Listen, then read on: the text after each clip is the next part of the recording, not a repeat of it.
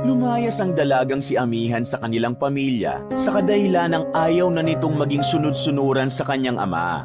Mula Benguet, lumuwas siya ng Maynila na ang tanging dala lamang ay ang kanyang allowance. Umupa siya ng apartment. Dito niya nakilala ang ilang tao na magiging ilaw at dilim ng kanyang buhay. Naging kaibigan niya ang babaeng si Eliza. Ito ang tutulong sa kanya para makahanap ng trabaho. Makakapasok siya bilang janitor sa mall. Makikilala niya rin dito si Jolina. Magiging kaibigan niya rin ito. Pero lihim pala siya nitong nilalait dahil sa kanyang lahi. Masipag na janitor si Amihan kaya nagustuhan din siya ng mismong nagsusupervise ng mall. Paborito siya nito na naging dahilan kung bakit siya pinag-iinitan ng lahat.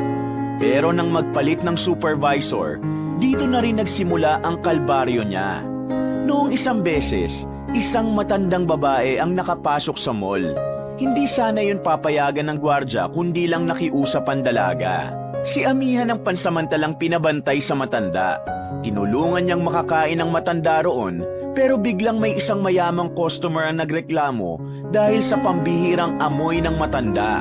Nakarating ito sa nakatataas. Dahil si Amihan ang nagpapasok doon, siya ang naparusahan at natanggal sa trabaho. Ano kaya ang magiging reaksyon ng tinuturing na supervisor ng mall kapag nalaman nila kung sino si Amihan? Ano kaya ang magiging reaksyon ng mga umaapi sa kanya kapag nalaman ng mga ito na siya pala ay ang tagapagmana ng mall na yon? Ito po uli si Mr. Hope at sabay-sabay nating pakinggan ang isa na namang pambihirang kwentong buhay. Bata pa lang ay sunod-sunuran na ang dalagang si Amihan sa kanyang ama na si Amando. Lahat ng sabihin nito tungkol sa kanyang pag-aaral at mga desisyon sa buhay ay talagang yon ang nasusunod. Si Amando kasi ang tipo ng ama na tingin niya ay alam niya ang lahat ng makakabuti para sa nag-iisang anak. Si Amihan naman ang tipo ng anak na tingin niya may kaya rin siyang gawin para sa sarili niya. Ang kaso nga lang, hindi rin naman yun nagiging mahalaga dahil mas may halaga ang mga salita ni Amando. Pakiramdam tuloy ni Amihan ay nabubuhay lang siya para maging sunod-sunuran. Wala siyang sariling desisyon. Wala siyang sariling pangarap na gusto niyang tuparin. Tanging pangarap lamang ng kanyang ama para sa kanya ang nasa utak niya. At yun ay ang maging magaling siyang negosyante balang araw. Bagay na hindi niya nakikita sa sarili niya.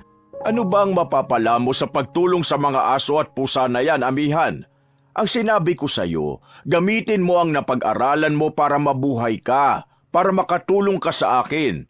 Sa amin ang mama mo, pero anong ginagawa mo? Nilalaan mo ang buhay mo sa pagpapakain ng mga aso at pusang gala na yan.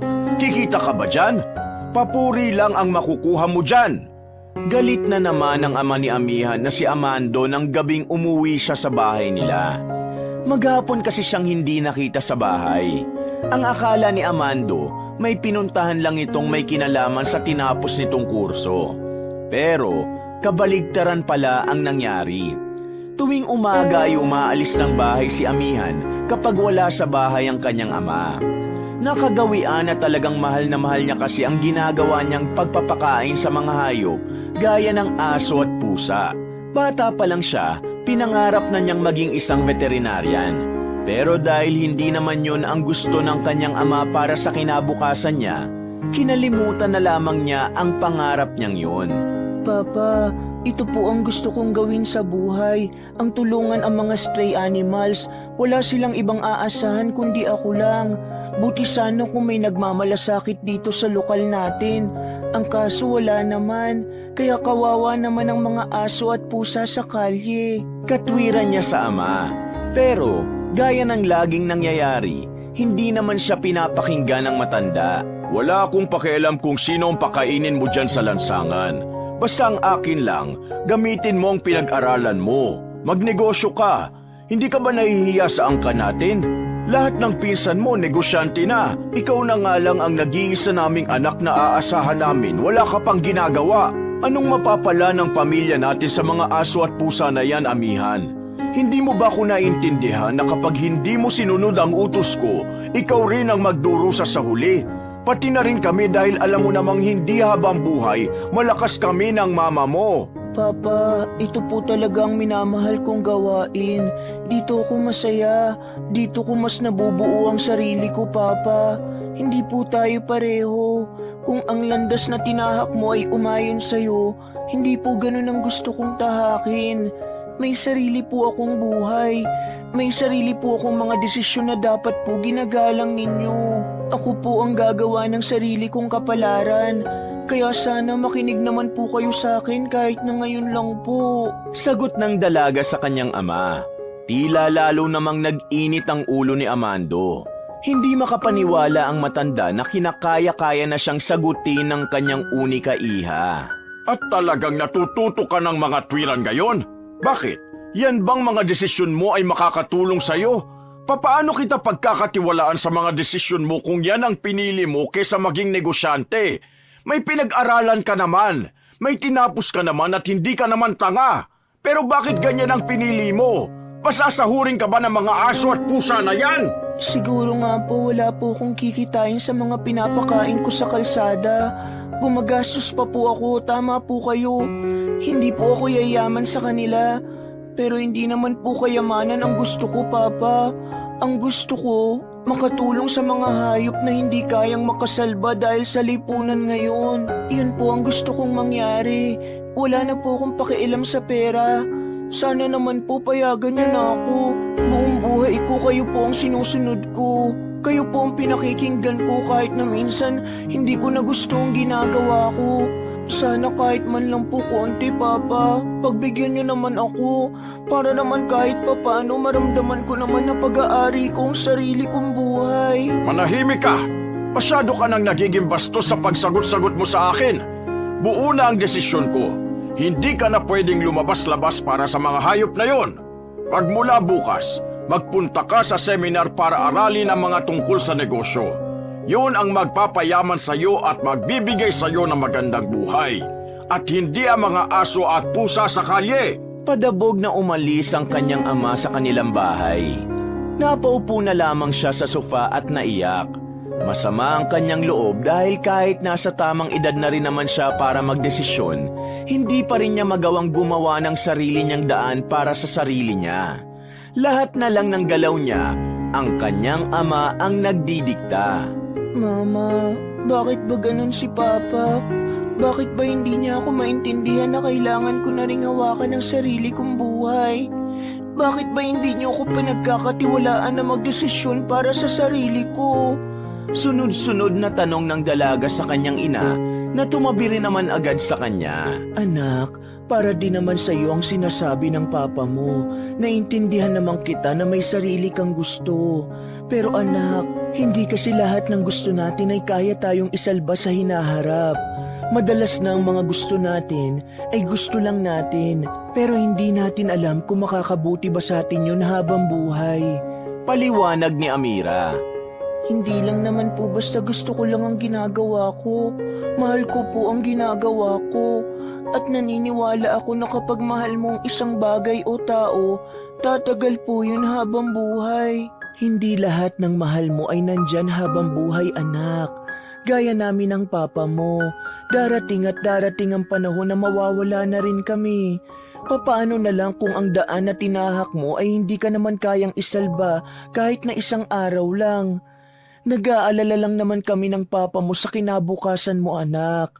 Sana maintindihan mo kami. Dagdag pa ng ina. Naiintindihan ko naman po kayo, Mama. Pero kayo po ang walang tiwala sa akin eh. Ayaw niyo pong magtiwala sa akin na may mararating din ako sa pagpapakain ng mga aso at pusa. Kayo po ang walang bilib sa akin kasi mababa lang ang tingin niyo sa ginagawa ko, Mama. Sumasagip din ako ng buhay. Hindi po pera ang gusto kong hawakan, Mama. Buhay po. Buhay po ang gusto kong iligtas at hindi pera. Ay nako, magpalamig ka na muna ng ulo para makapag-isip-isip ka, ha? Magulo pa ang isip mo ngayon kaya hindi mo talaga kami maiintindihan. 25 years old na po ako. Pero hanggang ngayon hindi ko pa rin maintindihan kung bakit kailangan niyo akong kontrolin. Kasi ayoko po kayong intindihin. Ayokong intindihin ang isang bagay na kahit kailan, hindi ko naman gustong gawin. Tugon ng dalaga. Tumayo na ito at saka naglakad patungo sa loob ng kanyang silid. Hinayaan na lamang siya ni Amira na sa puntong ito ay natameme na lang din. Batid nito na may mga pinupunto rin ang kanyang anak. At kahit na gusto naman sana niya itong tulungan, alam niyang hindi rin naman sila uubra kay Amando. Samantala, iyak lang nang iyak si Amihan habang nakaharap sa salamin. Tinanggal niya ang pagkakapusod ng buhok niya, kaya bumuhaghag yun. Pagkatapos ay umupo na lamang siya sa dulo ng kama. Binuksan niya ang kanyang cellphone at saka tiningnan ang mga larawan. Kasama niya sa larawan ang mga aso at pusa na pinapakain niya. Sa larawan na yun, nakikita niya ang buhay na gusto niya. Ang kaso, alam naman niya na kahit kailan ay hindi magugustuhan ng kanyang mga magulang ang larawan na yun. Sorry, Potpot, Minmin, at sa lahat ng mga kasama ninyong hindi ko pa nabibigyan ng pangalan. Pero ihahabilin ko na muna kayo kay Kevin. Sabi niya habang nakatingin pa rin sa mga litratong kuha bago siya umuwi. Walang kaalam-alam ang kanyang mga magulang na sa mga sandaling ito, nagpaplano na pala siyang lumaya sa kanila. Kinuha niya ang allowance niya na nakalagay pa sa sobre. Mabilis niyang pinagpapasok sa malaking bag ang mga gamit at damit niya. Nagdala na rin siya ng isang plastic ng dog food at cat food. Para bago siya umalis, gusto niya munang pakainin ang mga pagala-galang hayop sa kalsada. Dakong 12:00 na ng gabi, tahimik na sa kanila. Lumabas siya nang walang nakakakita sa kanya dahil sa likuran siya ng bahay dumaan. Nang masigurong walang nakakakita sa kanya, ay dali-dali siyang tumakbo. Pinuntahan niya ang bahay ni Kevin, ang kanyang kaibigan na kasama niya rin sa pagpapakain ng mga aso at pusa. Pagdating niya sa bahay nito, sakto naman na nakita niyang naglalaba ang lalaki. Nagtaka ito nang makita siyang may dalang gamit at malungkot ang mukha. Oh, Amihan, anong ginagawa mo rito? Naglalaba pa ako overtime. Sabi ni Kevin sa kanya. Mas lalong nagtaka ang lalaki nang makita ang malaking bag. Teka, naglayas ka ba sa inyo? Aalis na ako sa amin ngayon. Hindi ko na talaga kayang tiisin ang pagmamanipula nila sa akin. Sakal na ako, Kevin. Uy, huwag kang magpadalos-dalos. Pag-isipan mo na maigi yan. Kumalma ka muna saka ka magdesisyon. Sabi pa ng binata na pinunas-punas pa ang kamay sa damit. Matagal ko na itong pinag-iisipan, Kevin. Gusto ko na talagang makalaya. Ito ang unang desisyon na gagawin ko para sa sarili ko. Kaya hindi na ako aatras dito. Pambihira naman. Isang ka naman yan titira. Luluwas ako ng Maynila. Sabi niya. Ikinagulat naman ito ng lalaki. Ano? Maynila? Amihan, ang gulo ron. Mas okay na rito sa Benguet, tahimik. Delikado ron. Baka mapano ka ron. Nag-aalalang sabi ni Kevin. Kakayanin ko mag-isa ron. Doon ko mahanap ang totoong ako, Kevin. Ayoko na rito. Kapag narito ko, araw-araw ko lang naaalala na wala akong sariling buhay. Sa Maynila kahit papano, mararamdaman kong malaya ako dahil walang kumukontrol sa akin doon. Paano si Potpot, si Minmin? Sigurado nga hanapin ka ng mga yun kapag wala ka na rito. Kevin, alam kong kakayanin mo silang alagaan. Gawin mo lang kung ano yung mga madalas nating gawin sa kanila. Yung mga vitamins nila, wag mong kakalimutan. Pakainin mo sila sa tamang oras. Tapos kapag naubos na ang stocks natin ng food nila, kontakin mo ako agad at magpapadala ako ng pera. Sigurado namang makakapagtrabaho ako sa Maynila kasi may tinapos naman ako. Hindi na ba talaga magbabago ang desisyon mo? Hindi ko kasi talaga alam kung kakayanin ko silang lahat. Alam mo naman na ikaw ang paborito nila Malungkot na wika ni Kevin. Ano ka ba? Kaya mo yan. Di ba nga? Unti-unti na silang naging maamo sa'yo. Kaya mo yan. Kailangan ko kasi talagang gawin to para makahinga naman ako. Huwag kang mag-alala. Lagi naman kitang i-update kapag nasa Maynila na ako. Alam ko naman na mamimiss mo rin ako Pabiro na lamang nasabi ni Amihan. Mamimiss talaga kita kasi ikaw lang naman ang nakakasama ko sa gusto ko ring gawin. Pero kung yan talagang makakabuti sa'yo, sige, susuportahan na lang kita. Basta, yung mga instruction lagi mo kong ire-remind. Madalas kasi nakakalimot ako pagdating sa mga vitamins nila Potpot at Minmin. Ako nang bahala ron. Padadalang kita lagi ng message. Gusto mo ba hatid na kita sa terminal? Tanong ni Kevin. Naglalaba ka pa eh. Bukas na yan. Kaninang 10:00 pa ako naglalaba eh. Kapagod. Tara na. Kinuha na ni Kevin ang malaking bag na dala-dala ng dalaga.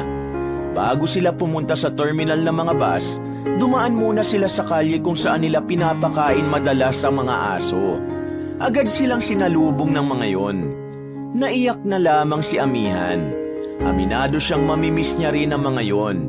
Pero kailangan niyang tatagan ang kanyang loob. Gusto niyang maging independent.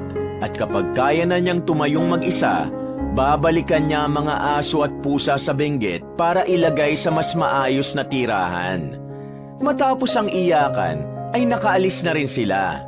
Hindi na sila nagtagal dahil baka magbago pa ang isip ni Amihan. Pagdating nila sa terminal, saktong malapit nang mapuno ang bus, kaya kailangan na ring sumakay ng dalaga. Mag-iingat ka ron ha. Magte-text ka sa akin kapag may nangbubuli sa'yo ron. At saka, kapag may problema ka, magsabi ka agad. Kahit malayo ako, alam kong matutulungan kita. Nakangiting wika ni Kevin. Oo naman, malaki na ako no. Adult na tayo. Hindi na tayo mga bata. Sige na, sasakay na ako. Mag-iingat ka sa pag-uwi mo ha. Sabi ni Amihan. Ngumiti na lamang si Kevin sa kanya. Pagkatapos ay sumakay na rin ang binata sa daladala nitong tricycle. Mahaba-habang biyahe ang tatahaki ni Amihan. Kaya nang magsimula ng umandar ang bus, sinubukan na lamang niyang matulog. Aminado ang dalaga na hindi niya alam kung ano ang magiging buhay niya sa Maynila. May mga ideya naman siya kung anong klase ng lugar ang Maynila. Madalas din kasi siyang manood ng mga balita tungkol doon at mga vlog ng mga sikat na vlogger na nagpo-promote ng mga tungkol sa syudad. Pero ang hindi niya lang sigurado ay kung papaano niya isasalba ang kanyang sarili. Gayong nasa 15,000 lang naman ang daladala niya. Ito ang mga pinagsama-sama niyang allowance at mga naipon niya mula sa mga bigay ng kanyang ina. Nakatulog ang dalaga. Sobrang haba ng tulog niya. Tulo na ang laway niya at umiiwas na rin ang katabi niyang lalaki. Paggising niya, nasa Cubao na sila. Mag-aalas 8 na ng umaga. Pagbaba pa lang niya ng bus, bumungad na agad sa kanya ang maingay na syudad. May matataas na gusali, maraming sasakyan, at higit sa lahat, maraming tao.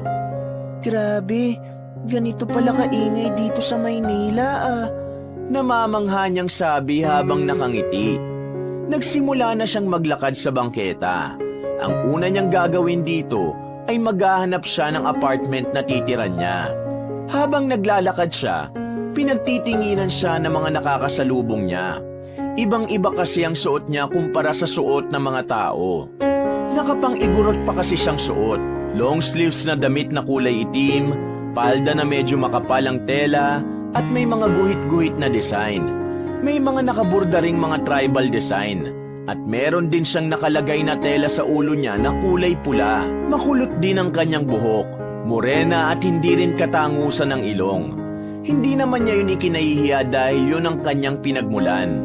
Sa katunayan, taas noo pa siyang naglalakad. At kung sakaling mayroong magtatanong, sasabihin niyang siya ay isang igorot na nagmula sa Benguet. Hindi na lamang niya pinapansin ang mga mapanghusgang tingin ng mga tao. Nagpatuloy siya sa paglalakad hanggang sa makita niya na ang isang apartment sa isang barangay. Malaki-laki ang apartment, kulay pula. Lalapit sana siya ron, pero bigla siyang kinausap ng isang ale. Iha, papasok ka ba dyan? Tanong ng matandang hindi pa naman kaputian ng buhok.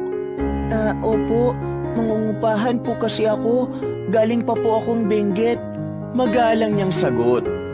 Diyos ko, hindi mo ba alam kung ano yung papasukan mo? Hotel yan, hindi yan apartment. Diyan nag-aanuhan ng mga magsusyota na walang plano sa buhay. Tapos kapag nagkaanak, aasa sa magulang at aasa sa gobyerno. Kapag hindi nabigyan ng ayuda, sasabihin na kasalanan ng gobyerno kahit na ang totoo, mga di hamak na tambay lang naman sila. Sabi pa ng matanda. Ano po? Tanong ni Amihan nang hindi niya agad naintindihan ng kanyang mga narinig. Hay nako, ang inosente mong babae ka. Pero kung naghahanap ka ng apartment, sumama ka sa akin. Saan po tayo pupunta? Sa apartment, di ba naghahanap ka? May alam po kayo? Yung mura lang po sana. Nakangiting wika ni Amihan. Bumuntong hininga na lamang ang matandang babae. Parang naawa ito kay Amihan kaya pumayag na lang din ito. Mukha ka namang mabait at matino. O sige, may apartment ako. Pauupahin kita roon pero sa taas ka nga lang. Wala nang space sa second floor eh. Makakasama mo sa kwarto yung mga nagtatrabaho sa mall. Laking pasasalamat ni Amihan dahil hindi na niya kailangan pang halughugin ang syudad para lang makahanap ng matutuluyan. Agad na silang naglakad at tumungo sa apartment. Pagdating nila sa apartment, nakatingin ng lahat kay Amihan. Ang iba ay nagbubulong-bulungan, ang iba ay makakapal talaga ang muka at talagang pinaririnig sa dalaga ang mga pinagsasasabi nila. Alam ni Amihan na naiiba ang itsura niya kumpara sa lahat. Pero wala naman siyang pakialam. Dahil lang nasa isip niya, naroon siya hindi para sa papuri ng iba. Naroon siya para mas mabuo ang kanyang sarili. Oh, ito ang kwarto mo. May electric fan na dyan sa loob kaso walang takip. May unan at kama na rin. Kakalinis ko lang doon. Yung bintana naman, lagyan mo ng lock. Kahit pa ako na lang yung lock mo. Kapag malakas kasi ang hangin, kusang bumubukas yun. Sa kuryente at tubig, kasama na yun sa babayaran mo. May sariling CR na pala yan. Kapag mga babae kasi, nilalagay ko sa kwarto na may sariling CR. Ang mga lalaki may common CR sila. Kasi mga manyakis ang iba dyan. Kaya hindi ko isasama sa kanila ang babae. Total, mukha ka namang mabait. Sisingilin na lang kita ng 3,000 para sa isang buwan. 6,000 ang singil ko sa iba kapag alam ko mukhang tarantado. Pero sa susunod na buwan, 5,000 na ang ibayad mo ha? Hindi unlimited ang kabaitan ko. Paliwanag ng matandang babae. Maraming salamat po. Ito po ang bayad ko. Siya nga po pala. Ano pong pangalan niyo? Masayang tanong ng dalaga. Tawagin mo na lang akong Aling Camilla. Yun ang tawag sa akin ng mga nangungupahan dito. Ikaw ba? Anong pangalan mo, iha? Tanong naman ng matanda at saka pinasok na rin sa pitaka ang 3,000. Amihan po ang pangalan ko. Amihan po ang pinangalan sa akin ng mama ko. Kasi nung pinapanganak niya po ako sa bahay, bigla nilang humampas ang malakas na hangin. May bagyo po kasi noon, tapos ayun po, Amihan ang pinangalan niya sa akin. Amihan? Ang gandang pangalan ah. Buti na lang hindi naisip ng mama mo na pangalanan kang hampas ng hangin. Natawa si Amihan sa sinabing yun ng matanda. Maging si Aling Camilla ay natawa na lang din sa sinabi nito. Umalis na rin ang matanda at nagsimula na ring mag-ayos ang dalaga ng mga gamit niya. Ay, kakayanin ko naman sigurong mag-isa. Tama, kakayanin ko ito. Bulong niya sa sarili sabay buntong hininga. Pagkatapos niyang mag-ayos ng mga gamit, naisipan niyang lumabas ng kanyang kwarto para makapaghanap ng mabibiling pagkain. Nakaramdam na rin kasi siya ng gutom dahil hindi pa rin siya nag-aalmusal. Pagbukas niya ng pintuan, isang magandang babae ang nakita niya sa kabilang pinto. Nakatingin din yun sa kanya at biglang napangiti. Hello, bago ka? Tanong ng babae sa kanya. Sa tansya niya ay mas matanda lang ito ng ilang taon sa kanya. Maganda ang babae, kaya hindi niya maiwasang hindi mamangha. Ay, oo, bago lang ako. Kararating ko lang ngayong umaga. Sagot niya nang may ngiti rin. Nice to meet you. Ano pangalan mo? Nice to meet you rin. Amihan ang pangalan ko. Ikaw? Alaysa ang pangalan ko. Matagal na rin ako rito. Siguro mga magdadalawang taon. Not sure kasi hindi ako matandain sa dates eh. Saad ni Alaysa. Matagal ka na pala rito. May alam ka bang bilihan ng pagkain? Tanong ni Amihan. Sandaling binitiwan ng babaeng si Eliza ang hawak-hawak na walis at saka lumapit sa kanya. May kantin sa gilid nitong apartment. Pagmamay-ari din ng anak ni Aling Camilla yun. Pwede kang kumain doon. Pero kung gusto mo namang kumain sa fast food, dito sa kaliwang kanto. Kapag diniretso mo yan, may fast food doon. Gamit ka na lang ng footbridge kasi may namatay na ron kakatawid sa ilalim. Turo ni Eliza. Mas lalo namang natuwa ang dalaga. Maraming salamat ah. Walang problema. Kapag may kailangan ka, magtanong ka lang sa akin. Iga-guide kita rito. Alam mo kasi medyo siraulo din yung ibang borders dito eh. Kaya baka mapagtripan ka. Wait. Hindi ka ba magpapalit ng suot? Bakit? Pangit ba? Hindi naman. Pero kasi iniisip ko lang baka pagtinginan ka sa labas. Mga ignorante rin kasi karamihan dito. Ikaw lang naman ang iniisip ko. Huwag ka sana ma-offend ah. Hindi naman ako na-offend. Salamat sa pag-alala at concern mo ha. Pero kasi hindi ko naman sila iniisip. At saka proud akong isuot to kasi itong pinagmulan ko. Bahala sila kung anong isipin nila. Basta ako go lang. Sabi ni Amihan. Natuwa naman sa kanya si Eliza. Aba, ayos ka rin pala. I like your attitude, girl. O paano, lalabas na muna ako Medyo gutom na rin eh. Naglakad na rin palayo si Amihan. Kinawayan pa siya sandali ni Eliza bago siya tuluyang makababa ng hagdanan. Nang nasa kantina siya, medyo maraming tao. Kahit malawak ang kantin, iilan na lamang ang bakanting upuan.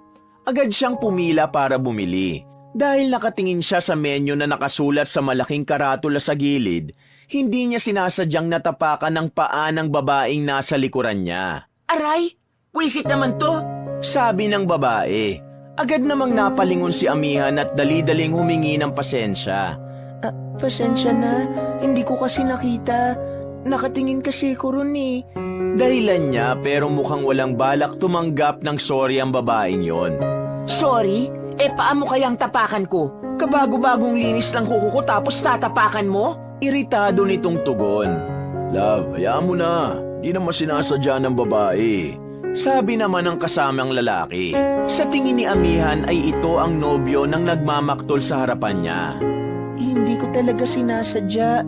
Pasensya na talaga. Pag-uulit niya. Laki ng mata mo, bulag ka. Nakakainis na nga yung mukha mo, careless mo pa. Sa halip na pumila ay umalis na lang ang babae. Umupo na yun sa dulong lamesa. Miss, pagpasensya mo ng girlfriend ko Mainit kasi ang ulo dahil first day ng dalaw. Sabi ng lalaki kay Amihan. Ayos lang. Naintindihan ko naman. Normal naman sa mga babae yun. Pakisabi, pasensya na ulit Hindi ko talaga nakita. Tumango na lamang ang lalaki. Nang maka-order na rin ng pagkain, tumungo na rin ang dalaga sa kabilang banda. 5 lamesa ang pagitan niya sa 2 magkasintahan. Nasa mga sandaling yon ay parang nag-aaway na rin. Habang kumakain, kinakabahan si Amihan. Yun kasi ang unang pagkakataon na may isang taong nagalit sa kanya. Nasanay kasi siya sa benggit na halos lahat ng nakakausap niya ay mahinhin at mahinahon. Hindi maiwasan ni Amihan na hindi mapatingin sa kinaroroonan ng dalawa. At tuwing titingin siya, nakikita rin niyang nakatingin ang babaeng iritable. Binilisan na lamang niya ang pagkain. Dali-dali siyang umakyat sa itaas.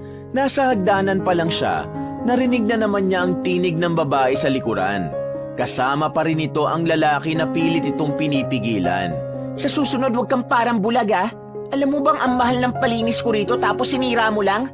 Tingnan mo, parang namamaga yung isang daliri ko. Kung sampal-sampalin ko kaya yung mukha mo para mamagarin. Malakas ang pagkakasabi ng babae. Kaya nagsimula ng mataranta si Amihan. Napadikit na lamang siya sa pader at hindi na makapagsalita. Mabuti na lamang ay dumating si Eliza. Ito ang humarap sa gigil na babae. Excuse me, ano nangyayari dito? Tanong ni Eliza. Sino ka ba at bakit ka nagtatanong? Ako si Eliza na nagtatrabaho kung saan ka rin nagtatrabaho. At tong sinisigawan mo, kaibigan ko. Ano bang problema mo, Julina? Romel, ano na naman bang eksena nitong jowa mo? Maangas na tanong ni Eliza. Sa puntong ito, kahit papano'y nabawasan ang takot ng dalaga dahil alam niyang may kumakampi sa kanya. Eh kasi ang babaeng yan, tinapakan ng bagong linis kong kuko. Paano, bulag kasi? Ang laki-laki ko, hindi niya ako nakita. Halos mag-echo pa ang boses ng babaeng si Jolina. Natapakan lang ang kuko mo, grabe ka na magmaktol. Para ka naman bata. Halatang hindi naman niya sinasadya eh. Palinis mo na lang ulit. Hindi nagsisisigaw ka dyan. Ugaling squatter ka rin eh, no? Buwelta naman ni Eliza. Pakialamera ka talaga kahit kailan eh, no? Buisit! Wala nang nagawa si Jolina kundi ang umakyat na lamang. Miss, sorry talaga. Sorry. Sabi na lamang ng lalaking si Romel. Nang makaalis na ang dalawa, ay saka siya pinagtuunan ni Eliza. Kitang-kita kasi ang pagiging tensyonado ng dalaga. Ayos ka lang ba? Tanong ni Eliza. Oo, ayos lang naman ako. Nagulat lang ako. Ngayon lang ako nakakita ng ganong klaseng tao. Sa amin kasi, mahinahon ng mga tao. Mahinang sabi ni Amihan. Pasensya ka na ron ah. Ganun talagang ugali nun kahit sa trabaho namin. Masama talagang ugali. Ma-attitude. Katrabaho mo siya? Tanong ni Amihan. Sad to say, yes. At nasa isang department lang kami. Sales lady kasi kami sa mall. Yung lahat ng nasa floor natin, halos lahat mga nasa mall nagtatrabaho. Tumangu-tangu na lamang si Amihan. Matapos makapagpasalamat ay nagtungo na rin siya sa kanyang silid. Hawak-hawak niya pa rin ang dibdib niya dahil sa kaba. Dinukot na lamang niya ang kanyang pitaka para tignan na lang ang natitira niyang pera. Gusto niya kasi sanang mamili ng mga kakainin niya para sa tanghali. 2 ang pitaka niya. Doon sa isa niya nilagay ang 5,000. Sa isa naman ay ang 10,000 na nabawasan na dahil nagbayad siya ng upa sa bahay. Ang kaso, nawawala sa bag niya ang pitaka na may 5,000. Hinanap niya yon sa kahit saan, pero wala pa rin siyang makita. Bigla na lamang niyang naalala ang lalaking nakatabi niya sa bus, na kunwari ay diring-diri sa kanya, pero pasimple na pala siyang dinukutan. Ay naku, nakakainis naman. Ang sama ng lalaking yun. Totoo nga ang sinasabi nila. Maraming masasamang loob dito sa Maynila. Naku naman, 7,000 na lang ang pera ko. Kailangan ko makahanap agad ng trabaho para may panggastos ako rito. Magpapadala pa ako kay Kevin ng pangkain ni Potpot at nila Minmin. Sabi ni Amihan, isang malalim na paghinga na lamang ang kanyang nagawa. 5 araw ang makalipas, sinimula na rin niya ang paghahanap ng trabaho. Nakapagtapos naman siya ng kolehiyo, pero hindi niya maintindihan kung bakit lahat ng opisinang ina-applyan niya ay hindi siya matanggap-tanggap. May iba namang nagsabi na tatawagan siya, pero wala naman siyang natatanggap na tawag. Sa isip-isip ni Amihan, itsura niya ang dahilan kung bakit hindi siya nakukuha. Napapansin niya kasi na halos lahat ng natatanggap sa opisina ay mapuputi, matangos ang ilong at matangkad. Sa madaling sabi, magagandang babae ang mas may tsansa na makapagtrabaho sa mga opisina. Yun ang tumatakbo sa isipan niya. Pagod na pagod ang dalaga kakalakad dahil sa maghapon niyang paghahanap ng mapapasukan. Umupo na muna sa gilid ang dalaga. Uminom siya ng tubig na mainit na rin dahil sa init din ng panahon. Ganito ba talaga sa Maynila? Mapuputi lang ang tinatanggap sa trabaho. Kahit anong trabaho na lang siguro papasukan ko. Kailangan ko na kasi talaga ng pera.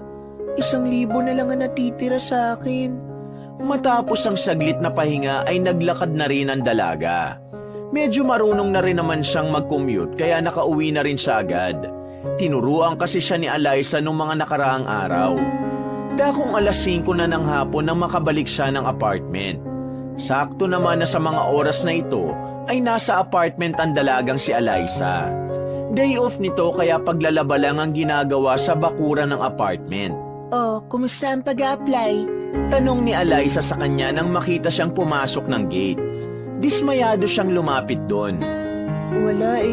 Wala pa rin ako napapasukan. Puro sila tatawagan na lang ako pero wala namang tumatawag kahit isa. Siguro kaya hindi nila ako kinukuha kasi kailangan ko munang magpaganda. Nung ka ba, amihan? Maganda ka naman eh. Yung beauty mo nga, pinay na pinay. At saka, wag mo nga isipin yan. Baka hindi lang talaga ito yung time para sa'yo sa mga ganitong trabaho. Try lang ng try. Sabi naman ni Eliza na halata namang pinagagaan lang ang pakiramdam niya. Eliza, yung sinasabi mo nung nakaraan na posisyon ng janitor sa mall na pinapasukan mo, Oo, always namang open dun eh. di ba maayos naman ang sahod doon? Mataas ang sahod ng mga janitor sa amin kumpara sa ibang janitor sa ibang establishment. Bakit? Papasukan mo yon? Nagtatakang tanong ni Eliza. Oo, no choice na ako eh. Uy, business management ang tinapos mo, di ba? Hindi ba parang hindi naman tama na pumasok ka na janitress? Marangal naman na trabaho ang janitress, Eliza. Kaya wala naman problema doon. Ang kailangan ko kasi pera. Alam ko naman na marangal na trabaho ang pagiging janitress. Siyempre ang iniisip ko lang, yung credentials mo. Pero kung talagang gusto mong pumasok doon, pwede naman kitang help. Sabi naman ni Eliza. Maraming salamat. Huwag ka mag-alala. Hindi ka naman mapapahiya sa akin. Marunong akong maglinis at masipag din naman ako. Sabi naman ni Amihan. Gaya ng napag-usapan, kinabukasan nga lang din ay sinamahan siya ni Eliza sa malapit na mall na pinapasukan nito. Hinatid ni Eliza si Amihan sa mismong silid kung saan man siya mag-a-apply. Noong una, hindi pa dapat matatanggap si Amihan dahil overqualified nga siyang maituturing. Pero nakiusap na lamang ang dalaga dahil yun na lang din naman ang bakanting posisyon. Natanggap si Amihan.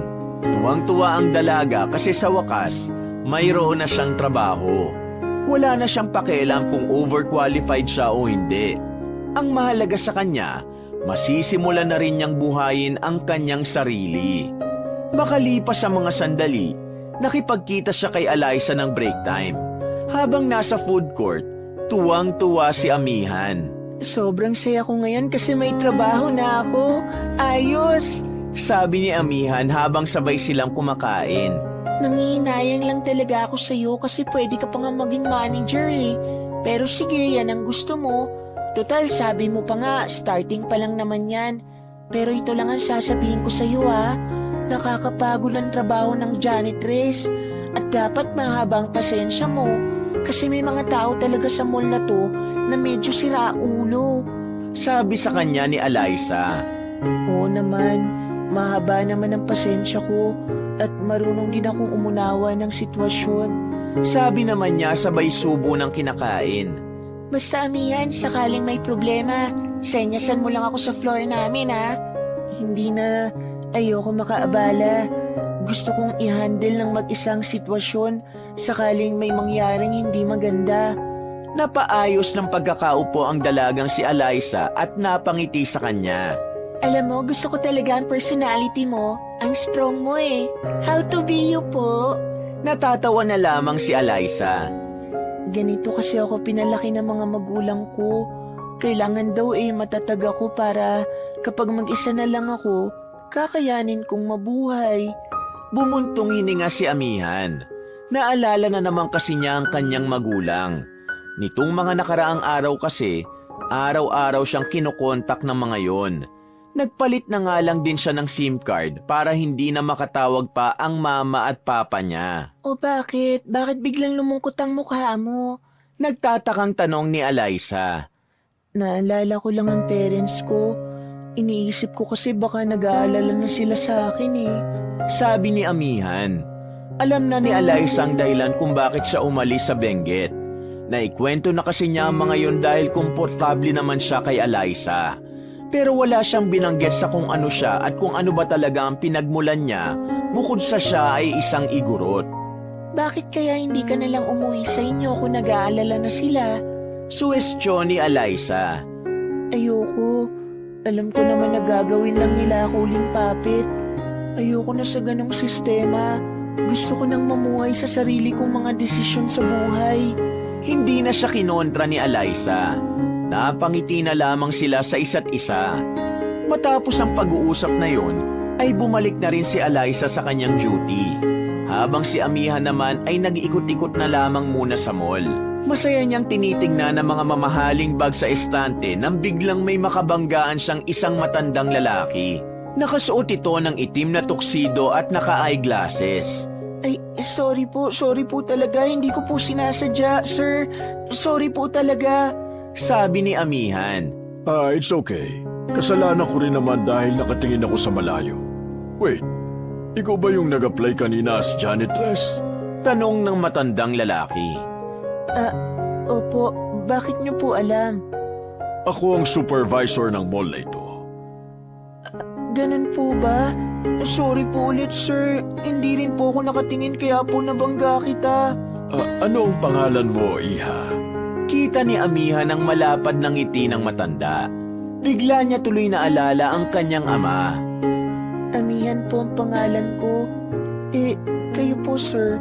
Paganti niyang tanong kahit na medyo nahihiya-hiya pa rin. Alfredo ang pangalan ko. Masaya nitong sagot. Magandang hapon po, Sir Alfredo. Bati ng dalaga. Sana mas maging maganda ang pagtatrabaho mo rito, Iha.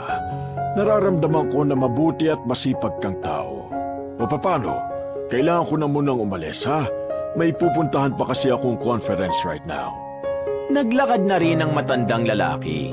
Pagdating nito sa bandang entrance, nakita niya pang sumaludo ang isang guard na nagbabantay roon. Ang cool naman ni Sir. Kahit supervisor na siya, pakiramdam ko sobrang humble niyang tao. Sana maging ganon din ako someday. Napapangiti na lamang niyang sabi sa sarili. Mabilis na dumaan ang mga araw at nang makumpleto na ang mga requirements na pinaasikaso sa kanya, ay magsisimula na rin ang unang araw na pasok ni Amihan. Kabado pero sa kabila nito ay may nararamdaman din siyang saya. Ito kasi ang unang pagkakataong paghihirapan niya ang sariling pera na kikitain. Pasensya ka na talaga, Eliza, ha? Ikaw lang kasi talaga ang kakilala ko rito na pwedeng mahiraman.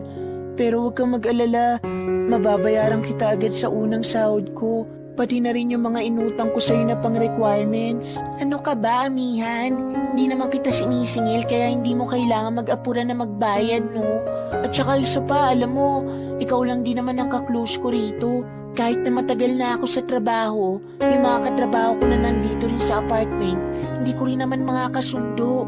May mga ugali kasi, lalo na si Julina. Alam mo, hindi ko nga maintindihan kung ano nagustuhan ni Romel sa kanya eh. Ubod naman ang sama ng ugali ng babaeng yun. May halong gigil na wika ni Eliza. Uy, huwag ka nga maingay, baka marinig ka. Saway naman niya. Ano naman, totoo naman eh. Oh, speaking of the devil, Pabulong na sabi pa ni Eliza nang makita nilang papaakyat na ang dalagang si Jolina. Kasama pa ang isa nitong kaibigan na si Josel. Wala naman na sana silang balak pansinin ng dalawa. Pero biglang nagparinig si Jolina na siyang nagpainit ng ulo naman ni Eliza. Alam mo bang may pangit na natanggap na janitress? Ang sabi, overqualified daw pero tinanggap pa rin yung trabaho. Ang tanga-tanga, no? Bakit hindi na lang siya mag-apply sa iba na mas maayos ang trabaho? Tanong ni Jolina sa kasama nitong si Josel. Tumigil naman si Eliza at Amihan. Magsasalita pa sana si Eliza pero inunahan na ito ni Amihan. hindi kasi ako tinatanggap sa ibang inaplayan ko.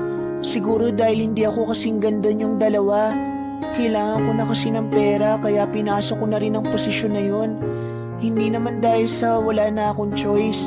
Sadyang gusto ko lang ding subukin ang sarili ko. Marangal naman ang pagiging janitress, kaya wala naman sigurong masama kung susubukan. Sabi ni Amihan. Tumaas naman ang kilay ng dalawa nilang kausap. Meron nga dyan, hindi naman katalinuhan gusto maging manager eh. Hindi ko naman sinasabing ikaw yon. Buwelta naman ni Eliza na nakatingin pa kay Jolina. Bakit kayo nagre-react? Kayo ba yon? Mataray na tanong ni Jolina. Hindi na sila tumugon pa at hinila na ni Amihan si Eliza. Ayaw niyang masira ang araw niya dahil ito ang unang araw niya sa trabaho. Laking pasalamat na lang din ni Amihan na day off ni Jolina dahil kahit malaki ang mall, iniiwasan niya rin talaga itong makita. Sa mga nakalipas na oras ay nagtungo na rin siya sa mall. Naging maganda at maayos naman ang kanyang pagtatrabaho. Kahit na malayo yun sa tinapos niya, masasabi niyang isa yun sa masaya siyang ginagawa maliban sa pagpapakain ng mga stray animals. Mabait at masiyahin din kasi ang mga kasamahan niyang janitor at janitress. Hindi nila nilalait ang anyo ni Amihan. Sa katunayan, manghang-mangha nga sila dahil ngayon lamang sila nagkaroon ng kasama na igurot. Isang buwan ang nakalipas. Nasanay na rin ang katawan ni Amihan sa pagod at pangangalay. Pero kahit na papaano, nagagawa niyang isalbang sarili dahil na rin sa maayos din naman ang sahod niya sa trabaho niya. Ang tanging problema niya lang naman ay ang mga tao na palagi na lang siyang ginugulo. Walang iba kundi si Jolina at si Josel. Nang malaman kasi ng mga yon na halos pareho lang sila ng oras ng pasok, lagi-lagi na siya nitong binubwisit. Kung minsan ay talagang hinahanap siya nito para lamang lait-laitin. Tingnan mo nga naman, nandito rin pala sa CR yung pangit. Kaya pala pakiramdam ko, ang bigat-bigat ng pakiramdam ko kasi may masamang elemento. Parinig ni Josel. Nasa isang cubicle si Amihan nung oras na yon habang naglilinis ng inidoro. Yeah, right. Makapagsimba nga mamaya kasi baka kapitan tayo ng malas. Salot kasi yung mukha niya Yung ilong, Diyos ko, dapang-dapa. Parang sundalo sa gere. Gatong naman ni Jolina. Yung ilong parang kamatis, sis, ang laki. Mas malaki pa sa mata niya. Natatawa pang sabi ni Josel habang nakaharap ang dalawa sa salamin. Magsasawalang bahala na lang si Amihan. Ayaw na lang niyang patulan ang mga yon. Iniisip na lamang niya na hindi niya yon kalibel. Tumahimik na ang CR at inakala ni Amihan na nakalabas na ang dalawang babae. Pero paglabas niya ng cubicle, nabigla siya nang makitang naroon pa pala sina Jolina at Josel. Halatang hinihintay siya ng mga ito. Kanina ka pa pala dyan, kaya pala masama ang pakiramdam namin para kaming lalagnatin. Natatawang sabi ni Josel at nagpaypay pa ito gamit ang maliit na abanikong pamaypay. Ano bang kasalanan ko sa inyo at bakit araw-araw nyo na lang akong ginugulo? Kung tungkol ito sa kuko mong nasira dahil naapakan ko, matagal na ako nakahingi ng sorry sa'yo. Sabi ni Amihan. Lumapit ng bahagya sa kanya si Jolina. Matalim ang pinakawalan nitong tingin sa kanya. Bagay na nagdulot na naman ng kaba para kay Amihan. Hindi mo talaga alam kung anong kasalanan mo sa akin? O talaga namang sigurong tanga-tanga ka kaya hindi mo alam? Madiin ang pagkakasabi ni Jolina na mahahalata ang inis sa tinig nito. Hindi naman ako magtatanong kung alam ko Pilosopo nitong sagot. Mas nanggigil naman sa kanya si Jolina dahil dito. Layuan mo ang boyfriend ko kung ayaw mo maging miserable ang buhay mo. Naiintindihan mo ba ako? Janitress ka lang dito, kaya huwag kang lalandi sa hindi mo kalibel. Ang pangit-pangit mo, pango! Si Kuya Romel bang sinasabi mo? Wala naman akong gusto sa kanya. At isa pa, bakit ko siya lalayuan hindi naman akong lumalapit sa kanya, kundi siya. Araw-araw niya akong kinakausap kasi nangihingi siya sa akin ng paumanin dahil sa ginagawa mong pambubuli sa akin. Kung hindi mo ko ginaganito, hindi naman siguro siya lalapit sa akin. Wala akong kasalanan. Ikaw ang may kasalanan kung bakit siya gumagawa ng paraan para kausapin ako. Paliwanag ni Amihan. Pero hindi naging sapat ang paliwanag na yun para makampante si Jolina na hindi niya inaagaw si Romel. Sa halip ay mas lalo lang uminit ang ulo nito sa kanya. Wow kunwari ka pa. Alam ko naman ang una palang crush mo ng boyfriend ko. Ibang-ibang tingin mo sa kanya kapag nagkakasalubong kayo sa daan. Kaya pwede ba? Huwag mo kong ginagawang tanga. Alam kong karakas ng mga kunwari mahinhin pero malandiri naman. Tumaas na ang boses ni Jolina. Pinipilit na lamang din ni Amihan na maging kalmado. Si Romel kasi ay kasama rin ni Jolina sa pagiging sales clerk. Iisa lang din sila ng department. May mga pagkakataong napapadaan si Amihan doon para maglinis. Hindi maiwasan na magkatinginan sila ni Romel dahil nakakausap nga sila nito paminsan-minsan. Wala namang namamagitan sa kanila at malabong may mamagitan sa kanila dahil kuya lamang ang tingin ni Amihan sa lalaki at kaibigan lang din naman ang tingin sa kanya ni Romel. Sadyang tamang hinala lang si Julina. Nasa aktong lalabas na sana ng banyo ang dalagang si Amihan dala ang map nang biglang hilahin ni Julina ang buhok niya. Hinawakan niya ang kamay ni Julina at pilit yung inaalis. Pero masyadong mahigpit ang pagkakahawak sa kanyang buhok. Ano ba, Julina? Bitiwan mo nga ako. Aray! Nang simulan na ni Julina na hatakin ang kulot niyang buhok, naramdaman na rin niya ang kirot sa kanyang anit. Dahil sa pagnanais na mabitiwan ni Julina ang kanyang buhok, kinagat niya ang kamay ng babae at sakay tinulak. Tumihaya yun sa harapan ni Josel. Gulat na gulat sila sa mga puntong yon. Sakto namang may pumasok na gwardyang lalaki at inawat na rin sila. Yan janitress na yan. Ayaw kaming paggamitin ng tissue dahil kakalinis lang daw niya. Tinulak niya ako, sinabunutan niya rin ako. Pagsisinungaling ni Jolina. Hindi po yan totoo, miss. Sila po ang nanguna. Maglilinis lang naman po ako pero ginugulo nila ako. Paliwanag naman ni Amihan. Pareho kayong sumama sa akin sa admin's office. Sabi naman ng gwardya. Humarap ang tatlong babae sa supervisor na si Alfredo. Sa mga puntong ito, sobrang kabado si Amihan dahil ito ang unang pagkakataong nasangkot siya sa ganitong klase ng gulo. Kahit na alam niyang wala naman siyang kasalanan, natatakot siya na baka ito ang maging dahilan para mawalan siya ng trabaho. Unang nagpaliwanag si Jolina. Malamang sa malamang, puro kasinungalingan ang sinabi nito. Ginatungan pa ito ng isa pang sinungaling na si Josel, habang si Amihan naman ay pawang katotohanan lang ang mga sinabi. Alam niyo naman na ayoko ng violence sa mall na ito. Hindi ako nagtotolerate ng ganitong klase ng pag-uugali. Julina, alam kong matagal ka na sa trabaho mo. At itong si Amihan naman ay bago pa lang. Pero kahit na sandali ko palang nakikilala itong si Amihan, nakikita kong hindi siya gaya na sinasabi ninyo. Kaya Julina, pati na rin ikaw Josel, ayoko nang maulit pa ito. Ayoko nang malalaman na nagsimula na naman kayo ng gulo. Lubayan niyo si Amihan dahil maayos itong nagtatrabaho. Ikinagulat ni Amihan ang kanyang narinig. Hindi niya inasahan na siya ang papanigan ng matandang supervisor. Pero sir, itong si Amihan po kasi talaga ang lapit ng lapit sa boyfriend ko. Hindi ko naman po yun gagawin kung... Stop, Julina! I know you! Marami nang nakakarating na sumbong sa akin mula sa mga nag-resign na katrabaho mo. Kaya kilalang kilala ko na ang ugali mo. Please stop lying! Ito na ang huling linggo ko as supervisor. I'm retiring next week kaya sana bigyan nyo naman ako ng peace of mind. Ayoko na maulit ito ha? Julina, Josel, stop bullying Amihan. She's a pure-hearted woman. Okay? You may now go! Sabi ni Alfredo. Padabog pang lumabas ng office ang dalawang babae at naiwan naman saglit si Amihan. Sir, maraming salamat po kasi naniniwala po kayo sa akin. Sabi ni Amihan. Ginawa ko lang ang nararapat, Iha. Ayoko na mga ganong gawain lalo na kapag may naargabyado. Isa pa, kilala ko ang dalawang yon. Kung hindi lang ako naaawa sa mga magulang nilang kailangan ng suporta nila, baka tinanggal ko na yan dito. Ewan ko ba sa mga yon?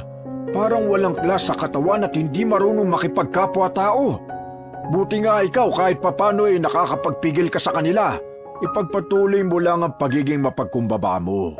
Pero minsan, subukan mo rin magpakita ng tapang. Kasi sa mga susunod na linggo, wala na ako rito para maipagtanggol ka. Magre-retire na ako, Iha. Dapat tumayo ka sa sarili mong paa. Lumaban ka. Pero wag naman yung makikipagsabunutan ka, ha? Ipakita mo na wala sa posisyon ang pagiging tama. Naiintindihan mo? Nakangiting wika ni Alfredo. Parang bata namang tumangu-tangu ang dalaga. Gumaan ang pakiramdam niya dahil doon. Pakiramdam niya kasi matagal niya nang kilala ang matanda. Sa ginawang pagtatanggol sa kanya ni Alfredo, mas lalong naging mahirap ang buhay ni Amihan sa kanyang trabaho. Mas lumala ang panggugulo ng mga yon. Mas dumami rin ang mga taong nagagalit sa kanya dahil na rin sa maling impormasyon na pinapakalat ni Jolina. Nang tuluyan ng makapagretiro ang matandang supervisor, naging mas malala ang ugali ng mga taong nambubuli kay Amihan. Hindi na lang siya basta nilalait. Hanggang sa social media ay dinadala ang mukha niya at pinagtatawanan. Madalas na gawing panglait sa kanya ang kulay niya, pati na rin ang kanyang natural na ilong at ang pagiging kulot. Hindi na niya sinasabi kay Eliza ang mga nararanasan niya dahil ayaw niyang pati ang trabaho ng kaibigan niya ay madamay. Tanging kay Aling Belinda niya lang sinasabi ang lahat. Kung minsan, yun na rin ang iniiyakan niya. Bakit pa kasi nagtitiis ka dito, Iha? Ang mabuti siguro umalis ka na rito at mag-apply ka na sa mas mataas na trabaho. Hindi mo dapat nararanasan ito. Ang bait mong tao para ganyanin ka nila. Sabi ni Aling Belinda na kapwa niya janitress. Magkasama silang dalawa sa loob ng isang CR na mga babae. Sinasamantala nila ang pagkakataong naroon sila habang naglilinis. Nahihirapan na po kasi ako makahanap ng ibang trabaho. At saka, gusto ko naman po itong ginagawa ko rito kahit floor mop madalas ang hawak ko. Ang hindi ko lang maintindihan, bakit nila ako ginaganito? Wala naman talaga kasi akong ginagawang masama sa kanila. Mas lumala ang ugali nila na mag-retire na si Sir Alfred Tapos ngayon parang kakampi pa nila yung bagong supervisor. Ayaw akong paniwalaan kapag nagpapaliwanag ako. Saad ni Amihan na tumutulo na ang luha niya dahil sa sama ng loob. Isa pa yung supervisor na bago. Ano bang pangalan nun? Charis? Diyos ko, itsura pa lang. Alam mo nang may ugali Tahang ka na. Basta kung kailangan mo ng kausap, nandito lang ako. O siya, kailangan na natin magmadali rito. Baka makahalata na sila na matagal na tayo rito. Sabi ni Aling Belinda. Maya-maya lang din ay tinapos na nila ang kanilang nililinis. Natapos ang araw na yun ni Amihan ng mabigatang nararamdaman. Marami siyang tinanggap na masasakit na salita at panlalait mula sa iba. Bagay na inakala niyang kakayanin niya lang tiisin. Pero habang tumatagal, para bang ramdam na niya ang dulot nito sa kanya. Kung minsan nahihiya na siyang pumasok, kinukustyon na rin niya ang itsura niya at ang lahi na pinanggalingan niya. Sa isip-isip niya, kung hindi siguro siya naging igurot, baka hindi siya nilalait ng mga tao. Nagsisimula na siyang mawala ng amor sa kung ano siya. Ang tanging nasa isip niya lang ay kung papaano niya lalampasan ang mga pangungutya at panggugulo nila Julina. Pag-uwi niya sa apartment, napansin siya ni Aling Camilla na parang pagod na pagod. Nakaupo siya sa hagdanan habang nakatulala. Lumapit sa kanya ang matandang si Camilla na may daladalang planggana. Para kang namatayan dyan Sinong namatay at na makapagkapi naman ako sa burol? Pabirong wika ni Aling Camilla. Pero hindi tumugon ang dalaga. Nanatili lang itong nakatulala sa ibaba. Ang pangit yata ng biro ko. Ano bang nangyari sa'yo, Iha? May problema ka ba? Tanong ulit ng matandang babae. Nakakapagod maging pangit, Aling Camilla. Nagsalubong ang kilay ng matanda. Hindi nito nagustuhan ang binitiwang salita ni Amihan. Bakit? Dahil ba hindi ka maputi? Hindi matangos ang ilong at kulot ka? Ibig sabihin ba nun pangit ka na? Hindi naman po kasi ganito ang standard ng mga tao. Kaya kapag hindi ko maabot ang standard nila, pakiramdam ko pangit ako. May kanya-kanyang standard ang tao. Kahit ikaw meron din, pero hindi mo dapat inaabot ang standard ng iba, Iha.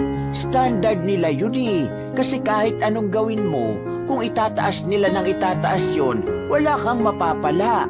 Ang pagtuunan mo ng pansin ay ang sarili mo, kasi ikaw ang may kontrol sa sarili mo.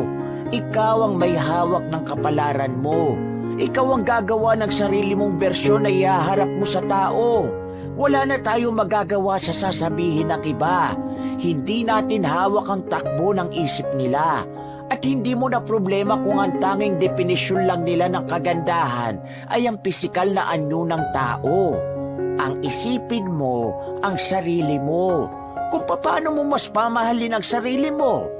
Isa pa, Amihan, hindi ka naman pangit. Masyado ka lang nagpapabulag sa kagandahan ng iba kaya nawawalan ka ng pagmamahal sa sarili mo. Tandaan mo, magkakaiba ang ganda ng tao, pisikal man o panloob. Ikaw maganda ka sa kalooban at sa anyo. Nako, hindi ka siguro nanonood ng Miss Universe, ano? Ang daming sumasali doon na parang kamukha mo. Pero maganda naman ang tingin sa kanila ng tao. Kasi ang mga taong ganon, alam nila ang isa pang anggulo ng kagandahan.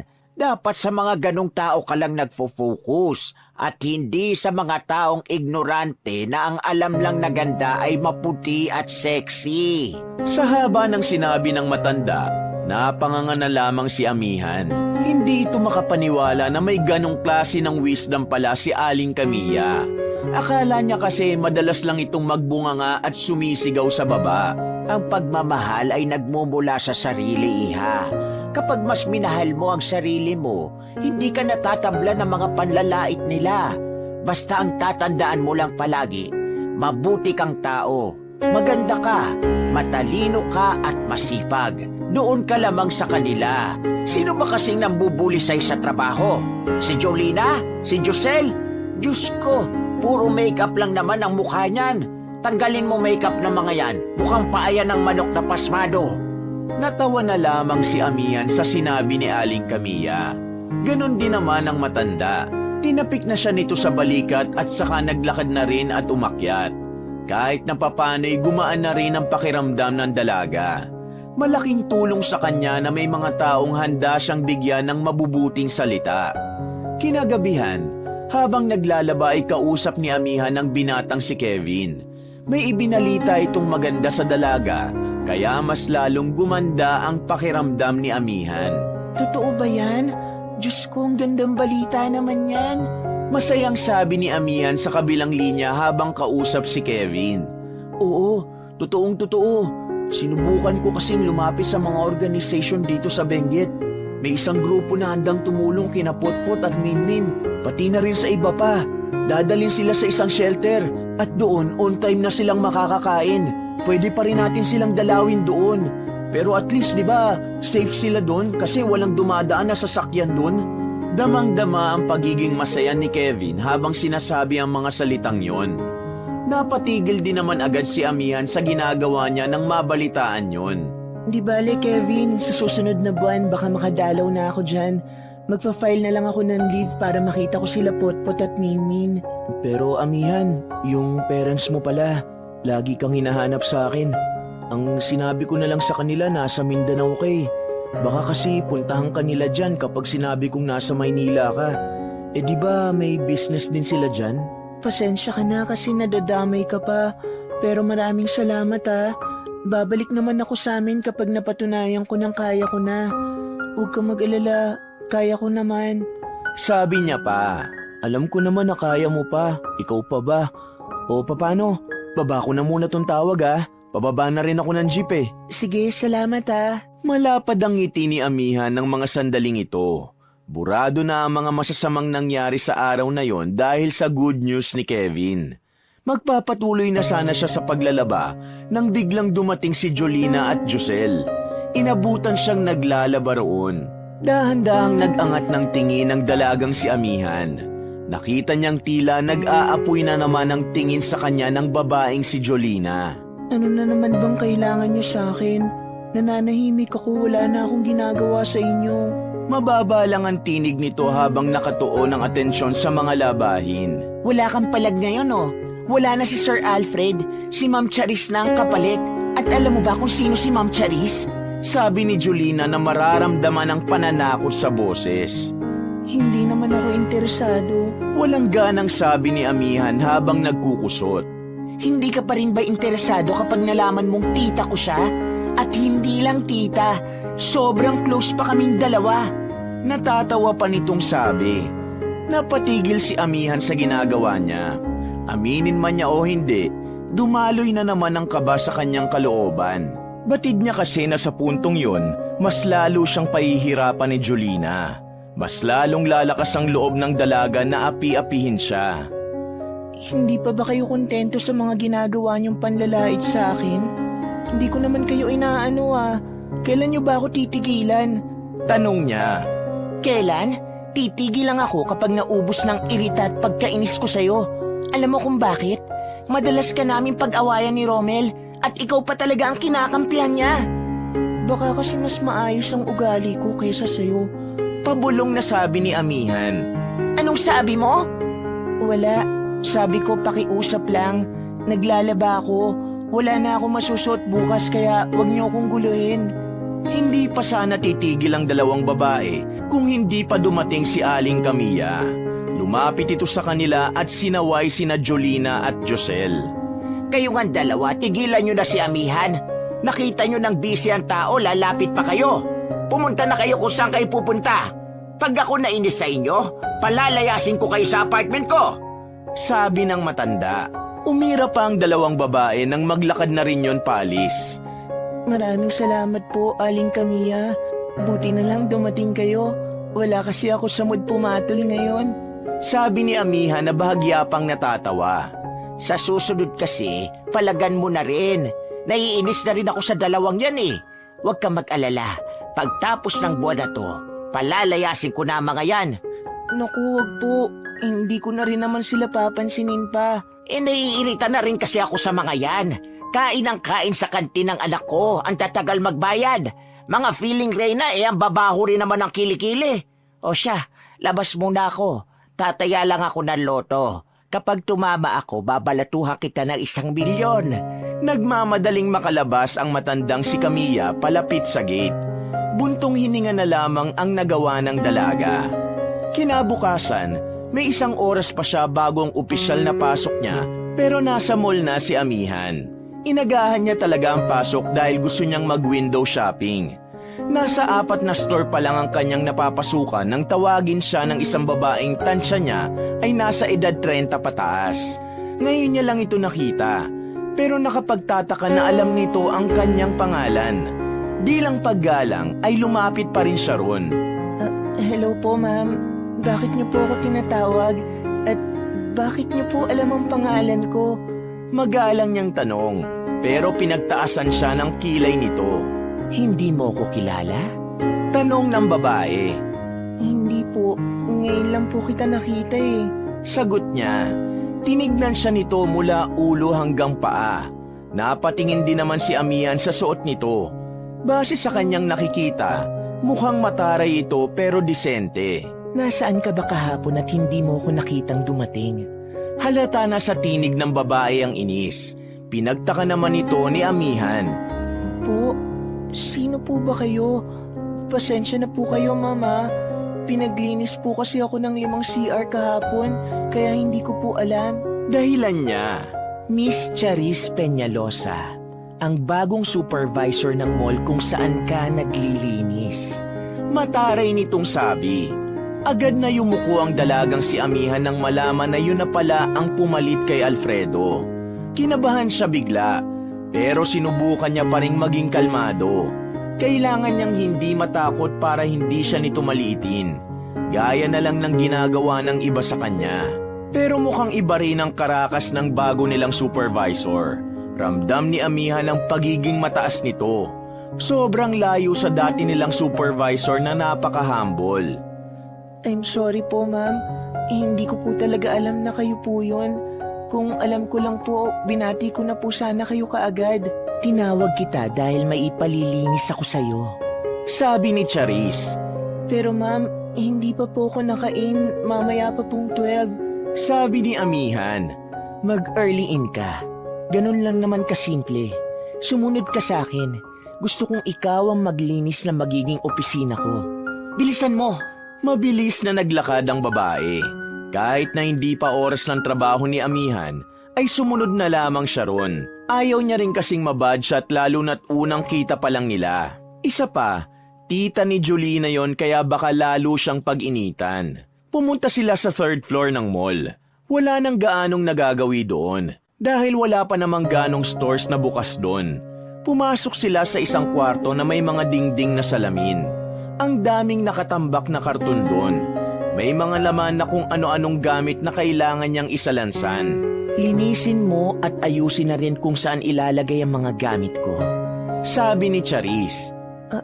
Ako lang po. May nakita ka bang kasama mo bukod sa akin? Bakit? May reklamo ka ba?